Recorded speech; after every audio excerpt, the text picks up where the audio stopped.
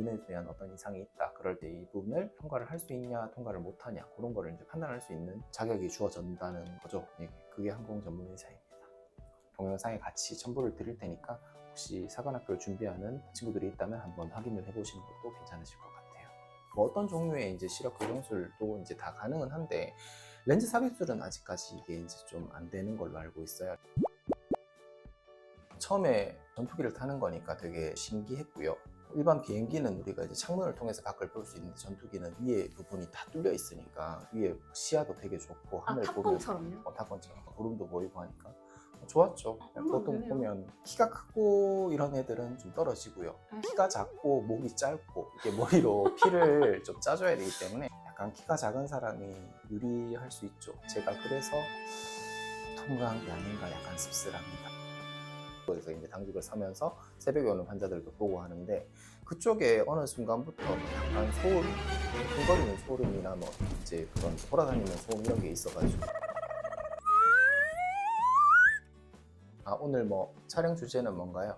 서랍을 정리하다가 이런 걸 하나 발견을 해가지고요. 이 증서는 원주에 있는 조종사들이나 항공기 종사 이제 근무자들의 그 환경을 제가 좀 검진을 하고 봐줄 수 있다 그런 증서고 항공군의관이면 비행기를 타야 되기 때문에 비행기를 탈 수 있는 자격을 수료했다 그런 수료 증서고요. 항공 전문 의사라고 되어 있는 건데 정확히 어떤 건지 상세히 설명해 주실 수 있나요? 항공 전문 의사라는 거는 사회에 있는 조종사들도 신검을 해야 돼요. 그 신체 검사를 할 수 있다는 자격증이고요. 눈에 대한 어떤 이상이 있다. 그럴 때 이 부분을 통과를 할 수 있냐, 통과를 못하냐 그런 거를 이제 판단할 수 있는 자격이 주어진다는 거죠. 그게 항공 전문 의사입니다. 친구가 파일럿인데 항공 전문 의사 이거는 거 있다더라 따지 않을래 해서 알아보고 따봤는데 검진만 주로 하는 큰 병원들이 있어요. 그때 친구들은 전부 다 이제 저 김포 가서 그 검진을 간단히 한다고 따놓긴 했는데 사실 제가 영상을 한 번씩 봤었는데 안경을 쓴 파일럿을 본 적은 없었거든요. 혹시 시력이 안 좋으면 파일럿이 될 수가 없나요? 19살, 18살쯤 돼가지고 병원을 찾는 분들이 많거든요. 내가 지금 시력이 안 좋은데 공군사관학교를 갈 수 있냐 그러신 분들 사관학교를 가서 수술을 하느냐 아니면 미리 수술을 하고 공군사관학교 입학을 하느냐 그거는 뭐 좀 갈릴 수 있는데 눈이 좀 나쁜 친구들도 사관학교를 먼저 입학을 해서 그 다음에 방학 때나 수술을 해서 시력을 맞추는 경우가 많다고 해요. 그 시력도 나은 시력 그러니까 안경을 안 낀 시력이 0.4 이하면 안 되고 교정 시력, 안경 낀 시력이 1.0 이하면 이제 불합격이다 이렇게 보는데 그러니까 안경을 안 끼고 시력이 0.4 이하인 사람은 굉장히 많거든요. 어떤 종류의 이제 시력 교정술도 이제 다 가능은 한데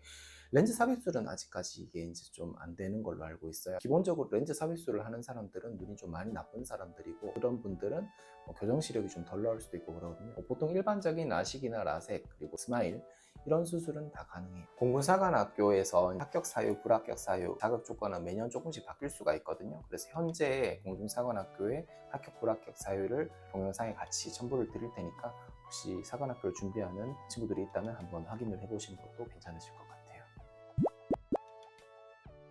공군에서는 안과를 무조건 좀 뽑아요.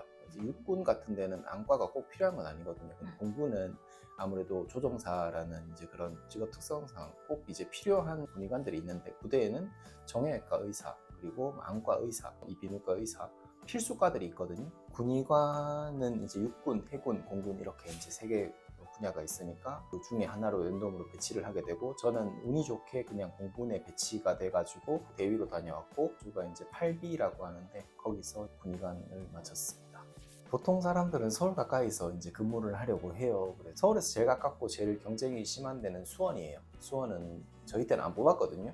저희 때 남은 것 중에 제일 좋았던 데가 원주였어요.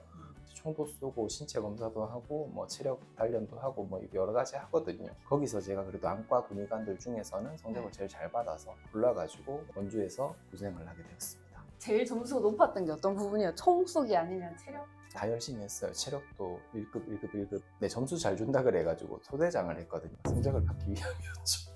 항공우주로서는 여러 가지 테스트를 해요. G 테스트라고 혹시 들어보셨나요? 네. 리턴 투 베이스에서 영화를 찍기 전에 비가 거기서 G 테스트를 받았던 영상을 제가 본 적이 있거든요. 전투기 같은 경우에는 높이 올라가게 되고 중력을 받아버리니까 머리로 피가 잘 안 가는 경우가 있거든요. 쇼크로 실신을 하기도 해요. 그래서 G 테스트라는 거는 가속도를 어느 정도 줬을 때 내가 좀 버틸 수 있냐, 그러니까 기절 안 하고 살아남았냐, 그거를 보는 검사예요. B가 9주까지 버텼다고 하던데 혹시 원장님은 어느 단계까지 경험하셨는지? 저희 때 몇 주까지인지는 잘 모르겠고 아마 네. 6주, 7주 이상이긴 했을 거예요. 저희 때 갔던 군의관들은 한 합격률이 한 50% 정도는 된 것 같아요. 보통 되네요. 보면 키가 크고 이런 애들은 좀 떨어지고요. 네. 키가 작고 목이 짧고 이게 머리로 피를 좀 짜줘야 되기 때문에 약간 키가 작은 사람이 유리할 수 있죠. 제가 그래서 통과한 게 아닌가 약간 씁쓸합니다.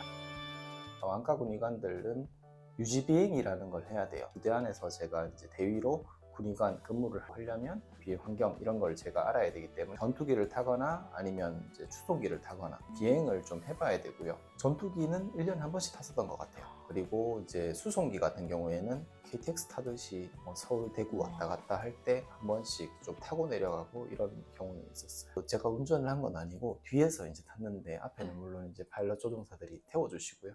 저를 태워주시기가 귀찮고 싫으셨을 수도 있겠는데 저도 타야 되니까 탔고요. 처음에 전투기를 타는 거니까 되게 신기했고요.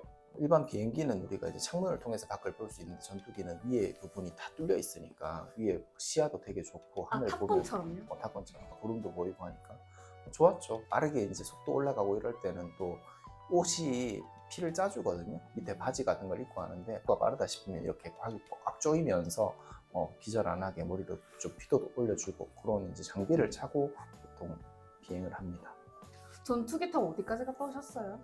조종사들 훈련이 뭐 예를 들어서 오늘은 저쪽 가서 저쪽을 어디 폭파시키고 오겠다. 실제로 폭발을 시키는 건 아닌데 그쪽에서 이제 저걸 폭파시키고 뭐 미사일 쏘고 그런 걸 이제 훈련하면 저는 뒤에서 이제 따라가는 거고 또 속도가 꽤 빠르다고 하던데 강원도에서 뭐 독도, 울릉도까지 5분 10분 하면 간다고 하더라고요. 이건 따로 궁금했던 건데 다 귀신 이야기들이 하나둘씩 있잖아요. 뭐 짬터에 귀신이 나온다더라, 뭐 어디서 귀신을 봤다더라. 그게 너무 궁금하더라고요. 군대 있을 때 저희는 이제 당직을 서잖아요. 당직 서면 부대 안에서 자거든요. 당직 잔다고 하지 마세요.